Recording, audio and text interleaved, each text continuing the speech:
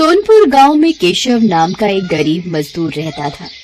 मजदूरी का काम मिल जाए तो परिवार का पेट भर जाए, नहीं तो परिवार रूखी सूखी खाकर ही सो जाता था। एक दिन, सुनो जी, तुम एक काम क्यों नहीं करते? इस गांव में तो कोई काम मिलने से रहा। तुम वो पहाड़ी के पार वाले गांव में भी तो जाकर कोई काम ढूंढ सकते हो, शायद कोई काम मिल जाए। पर कमला, उस पहाड़ी का रास्ता बहुत खराब है, ज्यादातर सुनसान ही रहती है पहाड़ी। पर कुछ तो करना पड़ेगा जी, बच्चों को कब तक रूखा सूखा खिलाते रहेंगे? कोशिश तो करनी ही पड़ेगी ना जी। ठीक है कमला, मैं कल सुबह ही दूसरे गांव के लिए निकल जाऊंगा, ठीक है, ताकि समय से वापस आ सकूं। कमला अगले दिन केशव को कुछ भुने चने और गुड़ बांध कर देती है। सुनो, ये कुछ भुने चने और गुड़ लेते जाओ, रास्ते में भूख लगेगी तो खा लेना। केशव मजदूरी करने के लिए दूसरे गांव निकल पड़ता है। वो उस पहाड़ी के रास्ते चलता जाता है। आधे रास्ते चलने पर केशव थक जाता है। वो सोचने लगता है, थोड़ी देर यहीं इस पेड़ के नीचे आराम कर लेता हूँ, फिर आगे बढ़ूंगा। अरे कमला ने ये भुने हुए चने और गुड़ दिया था, थोड़े खाकर भूख मिटा लेता हूँ। केशव जैसे ही चने और गुड़ खाने लगता है, एक चींटी उसके पास आती है। भैया, क्या थोड़े से गुड़ और चने मुझे दे सकते हो? मैं और मेरी बहनें भूखी हैं। हमने बहुत दिनों से कुछ नहीं खाया है। तुम्हारी बड़ी मेहरबानी होगी। हाँ, ये लो, तुम इन गुड़ और चनों से अपना और अपनी बहनों का पेट भर लो। चींटी खुशी खुशी वो गुड़ और चने अपनी बहनों को खिलाती है। जैसे ही चींटियाँ गुड़ और चने खाती हैं, देखते ही देखते वो सब सुंदर परियां बन जाती हैं। केशव ये सब देखकर हैरान रह जाता है। शुक्रिया राहगीर, आज तुम्हारी वजह से हम श्राप से मुक्त हो गई। हम परीलोक से धरती पर घूमने निकली थी। इस पेड़ के नीचे एक महात्मा भोजन कर रहे थे। हमने भूल से उनके भोजन में कंकड़ फेंक दिए, जिससे उन्होंने हमें चींटी बना दिया और श्राप दिया कि जब तक कोई राहगीर हमें भोजन नहीं देगा, हम अपने असली रूप में नहीं आ पाएंगी। पर तुम इस पहाड़ी पर कैसे? यहाँ तो कोई नहीं आता जाता। केशव परियों को सारी आपबीती सुनाता है, जिसे सुनकर परियां भी बहुत दुखी होती हैं। वो केशव से कहती हैं, तुम चिंता मत करो केशव, तुमने आज हमारी सहायता की है, इसलिए हम भी बदले में तुम्हें कुछ देना चाहते हैं। ये जादुई चूल्हा है, इस पर बर्तन रखते ही ये जल उठेगा और तुम जो भी कुछ खाने को मांगोगे बर्तन में पक जाएगा। मैं तुम्हें एक मंत्र बताती हूँ। जैसे ही तुम एक थी दुल्हन एक था दूल्हा, बंद हो जा जादुई चूल्हा बोलोगे, चूल्हा खाना पकाना रोक देगा। केशव को जादुई चूल्हा देकर परियां अपने लोक में वापस चली जाती है। केशव वो चूल्हा लेकर खुशी खुशी घर वापस आ जाता है। अरे, तुम तो बहुत जल्दी वापस आ गए, और ये चूल्हा कैसा? अरे कमला रुको, मैं तुम्हें एक जादू दिखाता हूँ, तुम एक पतीली लेकर आओ। हाँ। कमला एक खाली पतीली लेकर आती है। केशव पतीली को जादुई चूल्हे पर रखता है और चूल्हा जल उठता है। केशव दाल बोलता है और पतीली दाल से भर जाती है। केशव एक एक करके चूल्हे पर बर्तन रखता जाता है और मिनटों में सारा खाना बनकर तैयार हो जाता है। ये देखकर कमला और बच्चे बहुत खुश होते हैं। देखा कमला, मिनटों में सारा खाना इस चूल्हे पर तैयार हो रहा है, और कुछ चाहिए तो बोलो। बस बस, अभी इतना बहुत है हमारे लिए।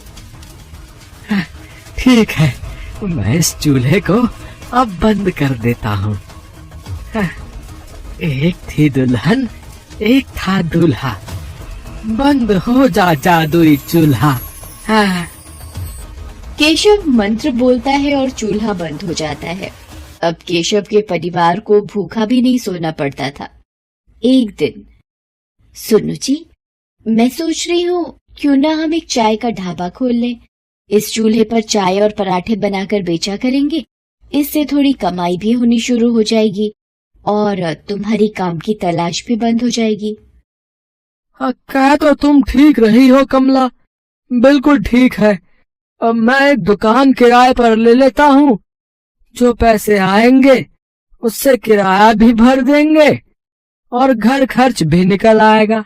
केशव घर के नजदीक ही एक छोटी सी दुकान किराए पर ले लेता है और जादुई चूल्हा रखकर चाय बनानी शुरू कर देता है। धीरे धीरे केशव का चाय नाश्ते का ढाबा चल पड़ता है। आने जाने वाले लोग केशव के ढाबे पर रुककर चाय पराठे खाया करते थे। जिन गरीबों के पास पैसे नहीं होते थे, केशव उन्हें मुफ्त में ही खाना बांट दिया करता था। उसे अपनी गरीबी के दिन याद थे। धीरे धीरे केशव की गरीबी की हालत में सुधार होने लगता है। एक दिन, अरे भाई केशव, कैसे हो? अरे मोहन, अरे तुम शहर से कब आए भैया? है गांव का तो रास्ता ही भूल गए लगता है। बस काम से फुर्सत ही नहीं मिलती। वो तुम्हारी भाभी को यहाँ गांव में कुछ काम था ना, तो 2-1 दिन के लिए आए हैं। मैंने सुना है तेरे तो वारे न्यारे ही हो गए हैं। तूने ढाबा खोल लिया यार, जिसकी चर्चा पूरे गांव में हो रही है। हाँ मित्र, बस सब भगवान की कृपा है। बात कुछ और ही है। ये ऐसे नहीं मानेगा, मुझे सच का पता लगाना ही होगा। अगले दिन केशव ढाबे पर जाता है। मोहन भी उसके पीछे पीछे जाता है। अरे मोहन, अरे इतनी सुबह सुबह।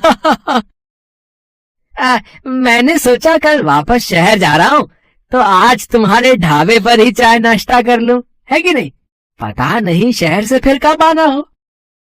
हाँ मोहन, बिल्कुल बिल्कुल भाई, ये भी कोई कहने की बात है।